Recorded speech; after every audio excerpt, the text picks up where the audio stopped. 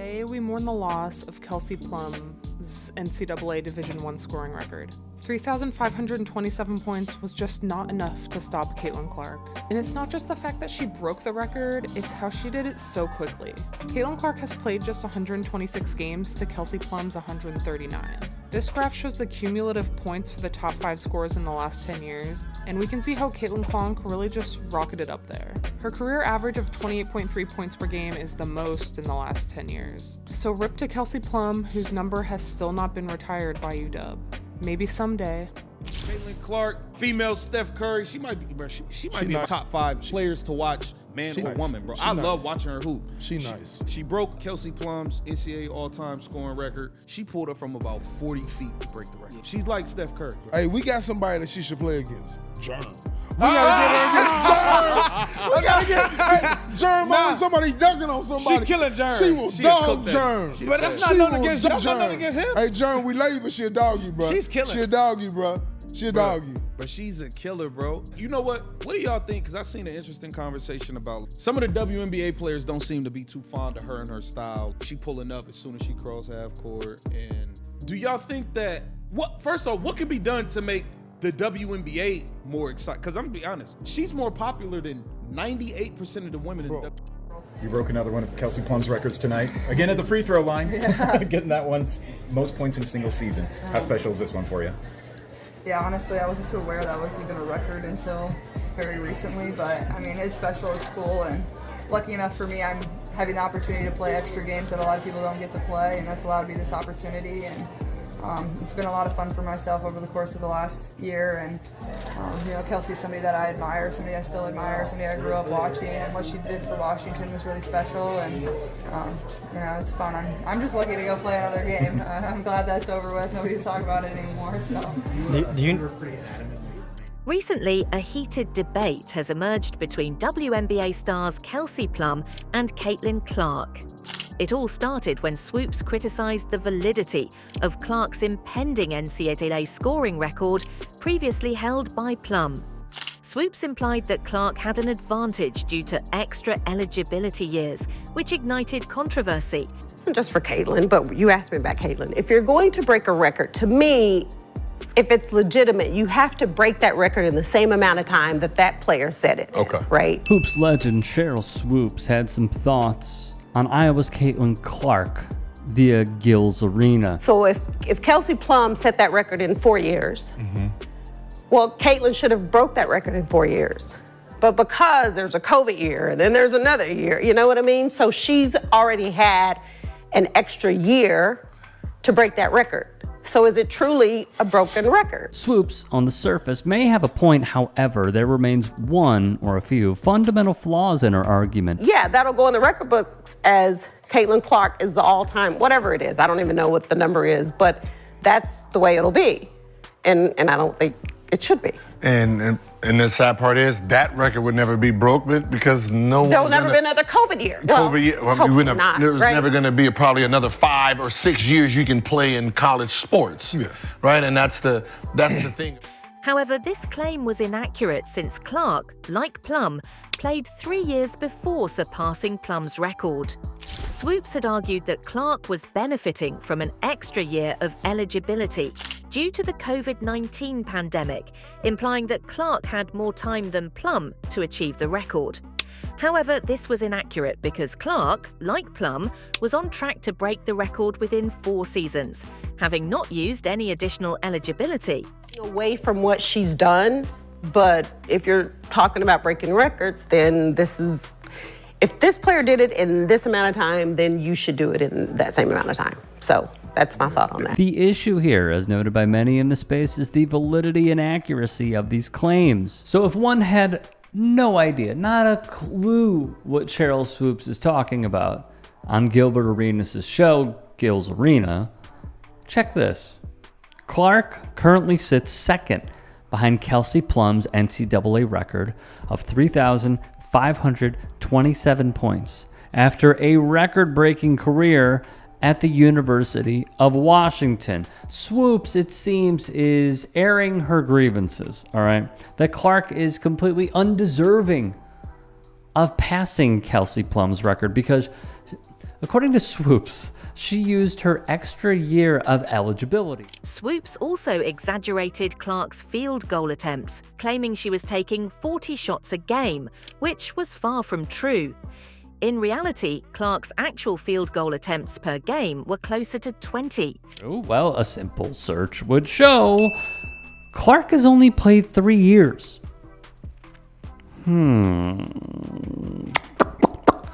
So if she wanted to take a COVID year, an extra year of eligibility, she could. That's what makes her run that much more remarkable.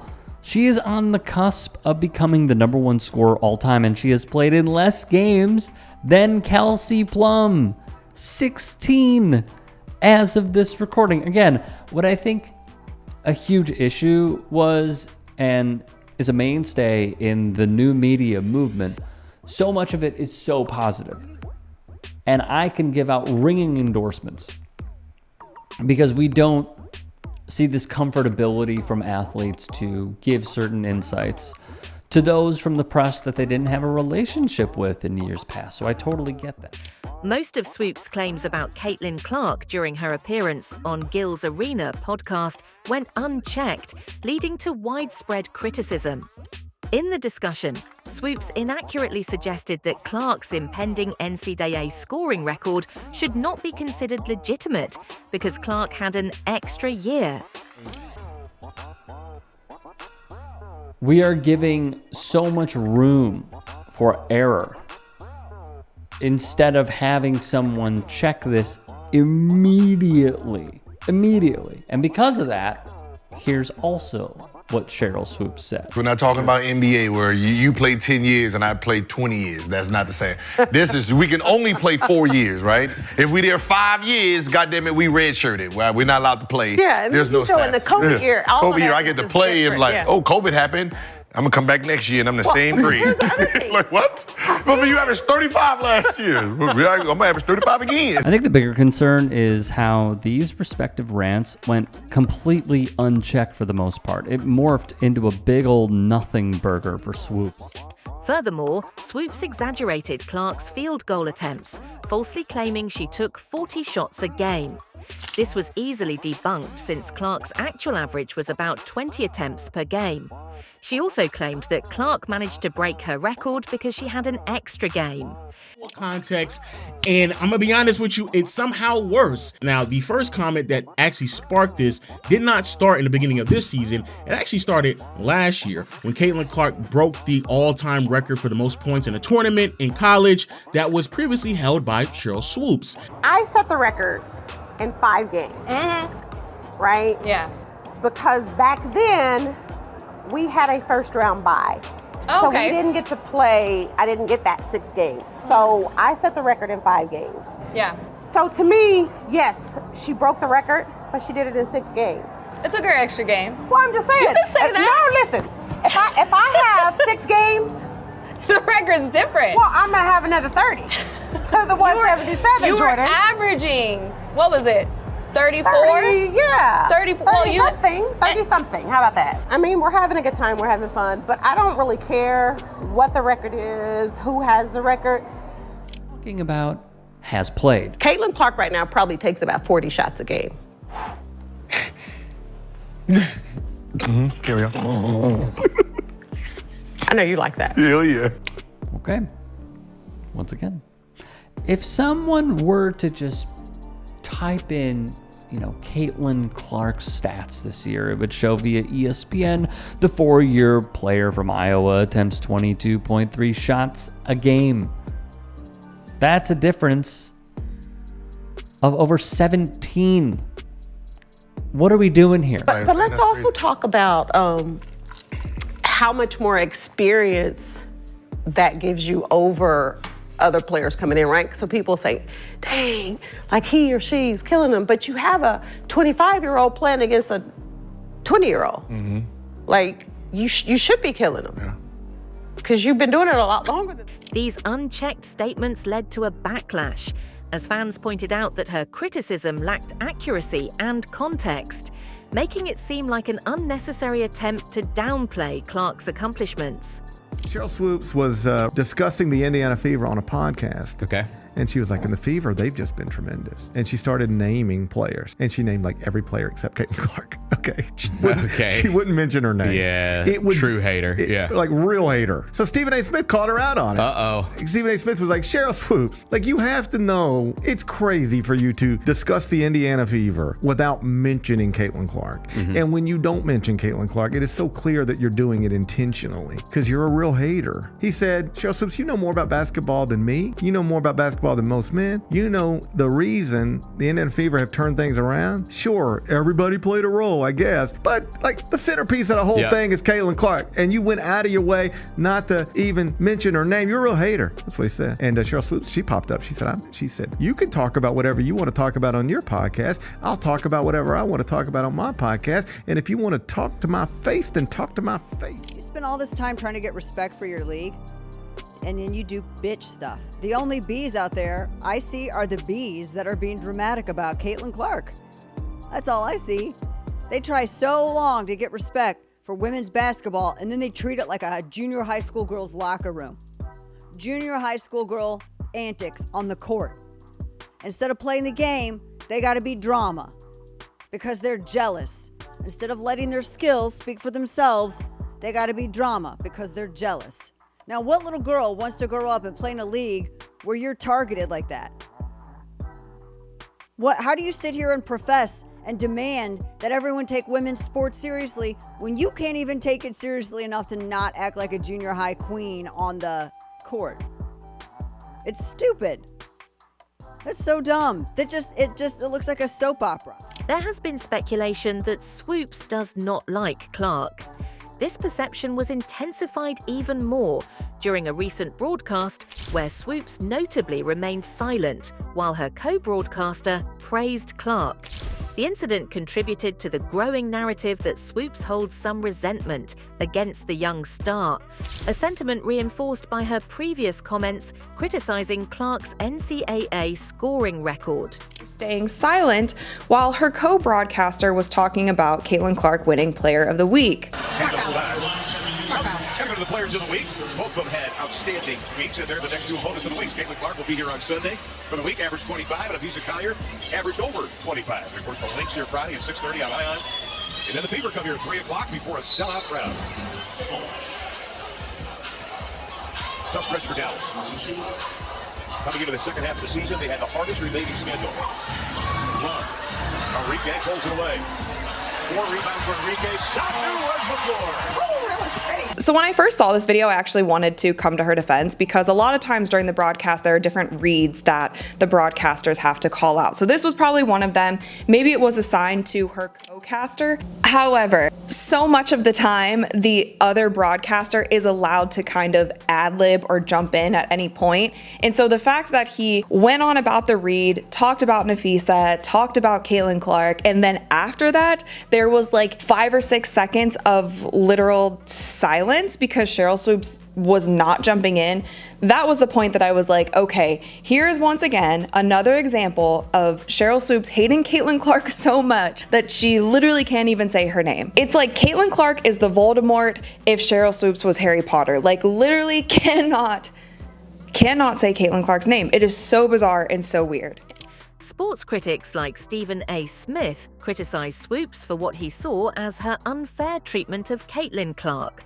Smith viewed this omission as deliberate and part of ongoing resentment toward Clark, accusing Swoopes of throwing haterade and being unprofessional.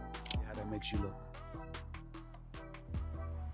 You have any idea how that serves to stain any kind of critique of Caitlin Clark, because that gives fodder to those who believe she's being hated on and ostracized to some degree. Do you realize that, Sheryl Swoopes, you're insane to do that? Let me tell you why you're insane to do that.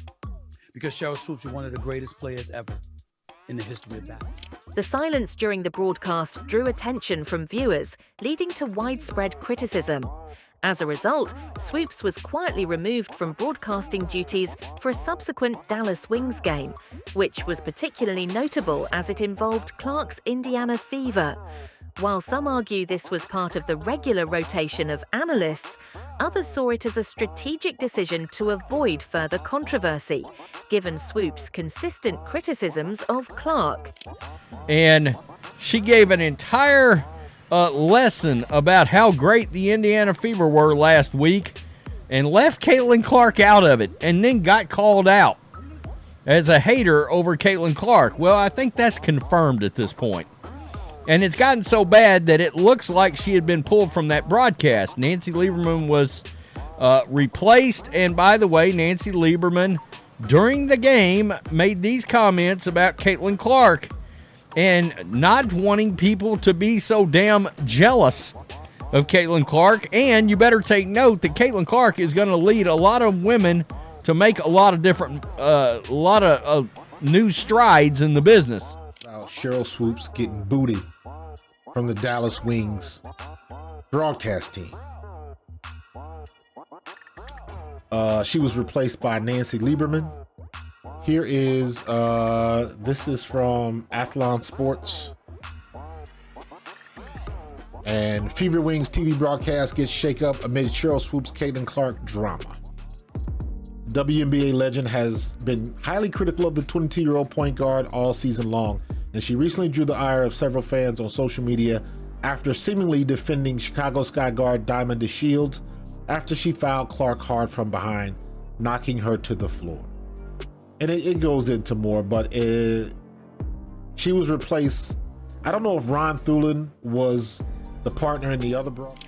But guess what happens next? It looks like Swoopes could not handle the backlash and leaked a private conversation with Caitlin Clark, where she had apologized for her earlier criticisms. Yes, you heard it right. She randomly leaked a private conversation with a 25-year-old without her consent. Online, you post in private messages just to save face. You have to break that record in the same amount of time that player said it. Okay. Right? Like, what are you talking about? Even look at Gilbert's. Gilbert doesn't even agree with that shit. Look at Gilbert's face. I just don't understand what's so hard about showing support to somebody who's doing right by the game. How is it hard to support somebody like that? The messages, which were shared on social media, showed Swoopes reaching out to Clark in February, apologizing for her mistakes about Clark's eligibility and expressing respect for her game. Clark responded graciously, saying there were no hard feelings. I've been wrong this entire time. A midlife crisis is when you take a private conversation between you and a 22-year-old and you leak that conversation out on Twitter for the entire world to see. Folks, that's right, Sheryl Swoopes, after being pulled from calling the Dallas Wings Indiana Fever game for reasons we all know why, hatred, jealousy, catty behavior, the R word if you guys want to go there, whatever reason, but a bevy of reasons, Sheryl Swoopes was pulled out of that broadcast. She seems to be trying to defend herself against all the internet trolls, and in doing so, she ends up making herself look like... However, Swoopes' decision to make these private messages public was seen by many as a desperate attempt to fix her reputation after months of controversy. Fans and critics suggested that while the apology may have been sincere, leaking the texts came across as a defensive move to alleviate public pressure. She posted this, "You may shoot me with your words." Someone responded, "I followed you through college and with the comments. I've always been a huge fan, still am. I'm also a Caitlin fan. Your podcast maybe it would help if people heard what it was growing up in Texas." I don't know. I appreciate that. Please note, I do not dislike or hate her. I like her game too. It's all the ugly fans that I don't care for. But it's like, I cannot stress this enough. Nobody mentioned Sheryl Swoopes and Caitlin Clark in the same sentence until Sheryl Swoopes herself said, Caitlin Clark is 25. Caitlin Clark has done 5 years of college. Caitlin Clark shoots 40 shots a game. And then, no one said anything until then. And then Iowa basketball themselves posted Caitlin Clark, age 22, points X. But the question here is why a rising star like Clark, who has been outperforming all the previous records of WNBA, is facing so much hatred and criticism. The discussion around discrimination faced by Caitlin Clark in the WNBA involves various factors, and some people argue that racism plays a significant role. I think it's a very small percentage of her really feels a way about Caitlin Clark. And I think 90% of the vitriol that you see is towards some crazy ass fans, bro. And the people are not just her fans, but people that are using her as some type of weird ass weapon for racism. There are thousands and thousands of weird ass yahoos on social media who are stomping for this young lady, and it makes it hard to cheer for her, man. I'm a dude who loves basketball. Me personally, her fans are so fucking weird. Like I can't deal with them. But see what the difference between me and Sheryl Swoopes is, she gets paid a lot of money to cover the WNBA. She's got to find a way to not let that kind of stuff bother her and just cover the game. Cover what you're seeing. It's undeniable how big Caitlin Clark is for the WNBA. However, Swoopes simply denied the speculations and said that black people cannot be racist. Well, that is a quite controversial statement on its own. What do you guys think? Let me know your thoughts in the comments. This, and then I want to be done with this whole conversation. So for people to come at me and say that I made those comments because I'm a racist, first of all, black people can't be racist. Oh, God. False. But that's the farthest thing from my mind. I grew up in a very small West Texas town, predominantly white. My best childhood friend is white. Went to predominantly white. College, won a national championship. Pretty much everyone on the team was white.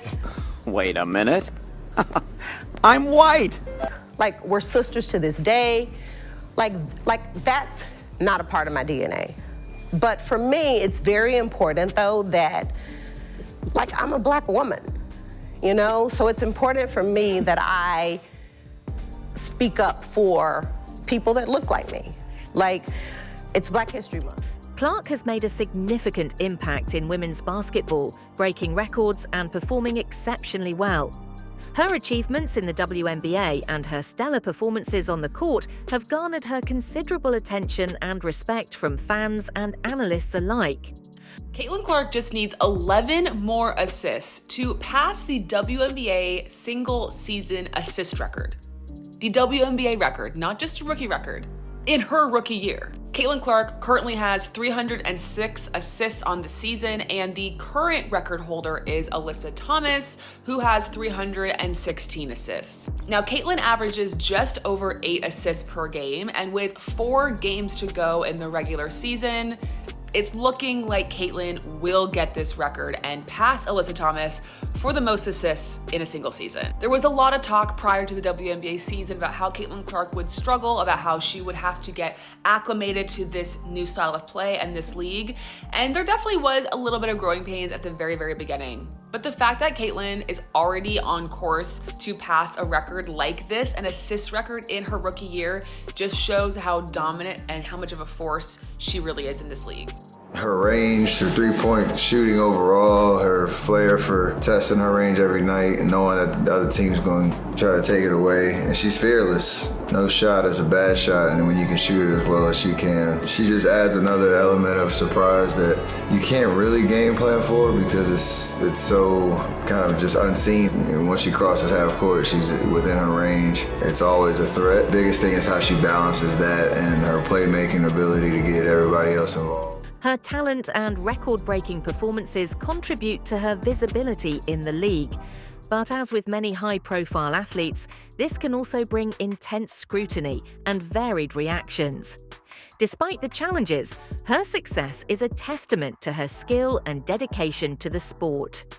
Caitlin Clark has broke so many records this season that I've lost count. She holds the record for 226 plus assists, the most in a WNBA rookie season.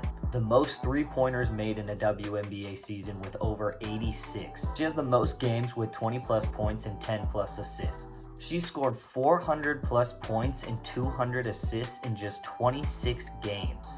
She has the record for 4 straight games with 35+ points. And she holds the record for the most assists ever recorded in a WNBA game with 19. If she's not MVP, she's definitely Rookie of the Year. Kelsey Plum, on the other hand, expressed her full support for Clark, saying she was grateful to pass the baton to such a talented player. Oh man, I'm super happy for her. She can have it. I think it's really cool to see her do it in the fashion that she's doing it, bringing attention to the game. I always just try to make sure when people bring it up to me, I always try to make sure that I don't fail to mention, like, hey, she's a human being too, right? So the record's great, but at the end of the day, she's a human being and a person. And we just got to make sure that we show her a ton of love outside of her performance, right? So I think that sometimes we get caught up in the media, no offense, but in the media, trying to break these certain records. But at the end of the day, it will come naturally. She's a baller. She'll be great. Kelsey Plum's praise for Caitlin Clark is a great example of the respect and admiration Clark commands among her peers. Kelsey Plum, herself a standout player, recognizing Clark's mental strength and sharp mind, highlights the high regard within the basketball community for Clark's abilities. Yeah, we don't have 4 or 5 years. We're season ticket holders next year. Yeah, exactly. Exactly. I don't think you're fully. I think that Caitlin, what people don't talk about is mentally, she's an absolute beast. So I think that is going to help her more than anything, because it's not if you fail, it's when you fail and how able you're your bounce back, your resilience. Yeah. So Caitlin will be great. She can shoot it from deep, and she can pass. All those things will really, really help her at the next level. But don't get me wrong, there's always a transition period. Such endorsements from fellow athletes can be significant in countering any negative narratives and reinforcing Clark's achievements and impact in the sport. Today, we mourn the loss of Kelsey Plum's NCAA Division I scoring record. 3,527 points was just not enough to stop Caitlin Clark. And it's not just the fact that she broke the record, it's how she did it so quickly. Caitlin Clark has played just 126 games to Kelsey Plum's 139.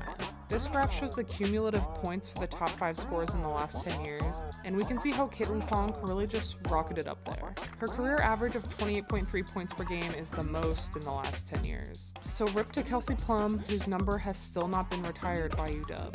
Maybe someday.